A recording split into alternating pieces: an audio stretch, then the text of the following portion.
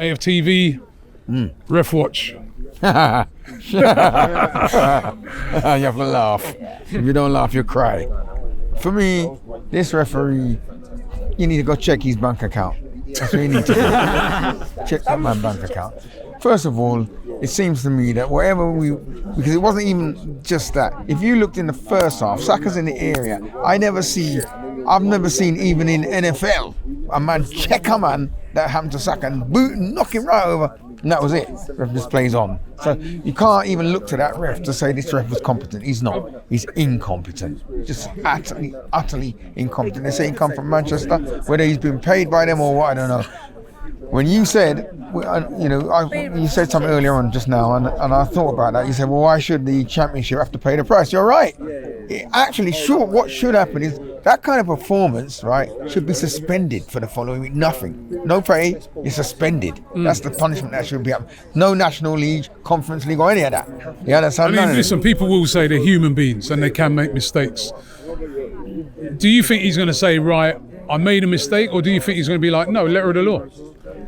He might probably say letter of the law, right? And even if he says he makes mistakes, so what? That doesn't change nothing. The damage has been done, all right? It's been done. And if you're gonna expect, which we do expect at this high level, proper refereeing, when a man does something like that, right? And everyone's talked about the trial period, right? They've talked about it, all right? And nothing happens. You can say sorry as much as you like. We've dropped those 2 points here, all right? And we wouldn't have if that didn't happen. Because as soon as Rice went off, this is when they suddenly took control. They took control. And we just sat back.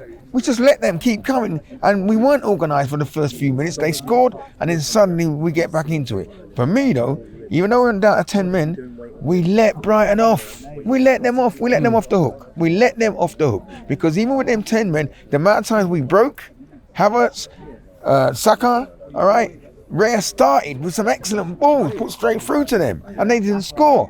So I'm not even going to hear this. Oh, well, yeah, the ref did his part. Yeah, but we should still have won that game on that break. Okay, before I switch to these guys, right, I've got to ask you one question, because I saw earlier on when I asked one of the fans if he was happy with the signing of Raheem Sterling, you rolled your eyes, you looked to her, you know what I mean? I could see you weren't happy, right? Well, no, I'm not going to say that.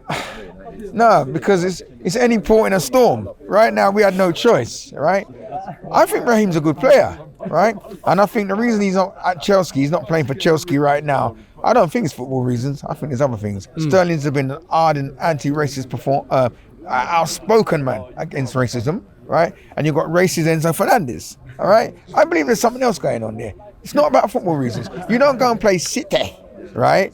He has always scored against City ever since he left them. Key player, and you don't even put him in the squad. Nah, that's not football reasons. So I don't mind him here. He's a good player. And no, he don't. His whole family live up the road from me. So that's why you're saying it. All right, then. Let me get a little man in. What did you make of the referee today?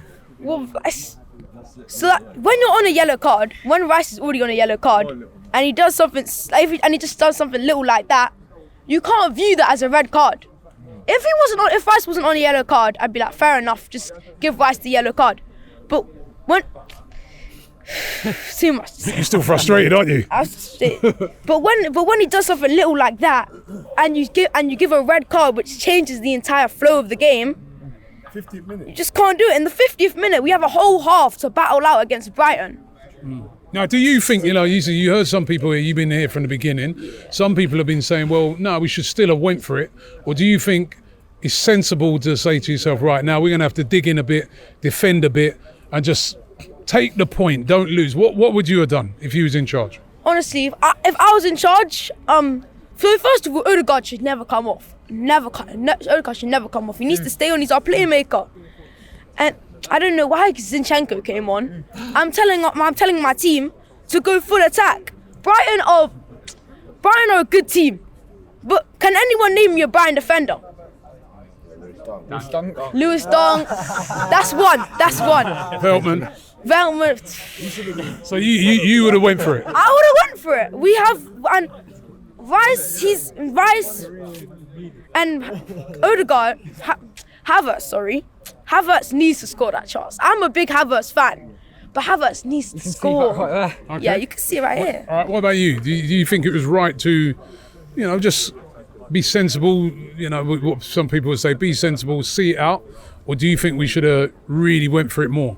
I think we should have went for it, to be honest, because there were missed opportunities, that Havertz chance, and but the refereeing today was an absolute disgrace, I have to say.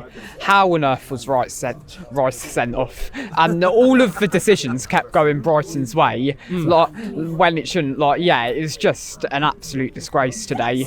But, at least we didn't lose. We had 10 men. Brighton are a good team. So, obviously, I wanted to win, but since we had 10 men, I'm just glad we didn't lose. Yeah, and listen, that means now we go into that Tottenham game with no Declan Rice. Yeah, I know, I can't lie, I am so scared for that game. But it's a bit of a difficult one. Hopefully we win, but it's going to be a very difficult game. It's because that's Tottenham's cup final every season. They always try to ruin our season and stuff like that, because that's the only thing they can do. It's their trophy, you know what I mean? Okay, right, I've got one more question I've asked you already. So one more before you go, one quick question for both of you, right? So Raheem Sterling, happy? Well, I'm Jamaican, so I have a tiny bit of bias. But what I will say is, I'm just glad we didn't actually proper sign him. Because if we proper signed him, the bias might have to go away. But all right, we got a backup. So happy? Yeah, we got a backup for Saka. If it doesn't work out, send him back to Chelsea. All right. And I can see you're not Jamaican, right? I don't think so. I don't think so anyway. But he could be White Yardie. He might be. But are you happy? You happy with Raheem Sterling or not? You think it's a good signing? So he was rubbish for Chelsea, but for Man City he was very good. But I mean, at least we only have him on loan with no obligation to buy. So if he's terrible, then he can just go back to Chelsea. But could be a good signing because Arteta has revived players' careers. We've seen it with Havertz, we've seen it with Odegaard.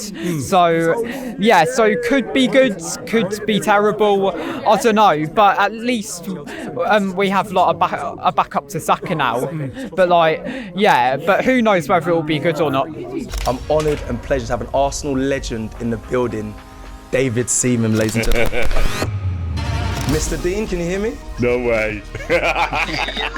It was larger than life in every way, and he was a hero, not just with the fans, but with the players as well. They all loved him. He was that good that in training, Steve Bold and Tony Adams, that he would embarrass them and they would try and kick him to slow him down a bit, and they couldn't catch him. The ponytail on the head. But I was born with a tash. I remember seeing an Arsenal team celebrating getting fourth. Yeah. And I was like, talk to them, dropped David. quite a little way here. We've done what we did. It's their time to go and create their own history.